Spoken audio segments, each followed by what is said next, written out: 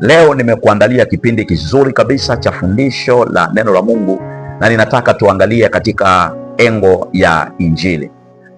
Kwa sababu ni vizuri kuelewa tunapozungumza habari ya Injili tunahusisha mambo yapi. Lazima turudi kwenye maandiko na kuona Injili ni kitu gani, au Injili inahusu jambo gani. Tukipata huo ufahamu, manake tutakuwa na ujasiri wa kusonga mbele na kuelewa kile ambacho Mungu amekikusudia tupate kukuelewa. Basi tufungue pamoja kitabu kile cha Warumi sura ile ya kwanza, na tutaanza ule mstari wa 16 unaosema ya kwamba kwa maana siionei haya Injili, kwa sababu ni uweza wa Mungu uletao wokovu kwa kila aaminie. Anasema Paulo, siionei haya Injili kwa sababu ni uweza wa Mungu uletao wokovu kwa kila aaminie.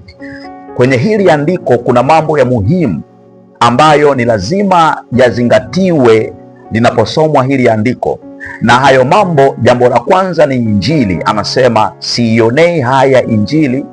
Jambo la pili anasema kwa sababu ni uweza wa Mungu uletao wokovu. Kwa hiyo Injili ni uweza wa Mungu unaoleta jambo gani? Unaoleta wokovu.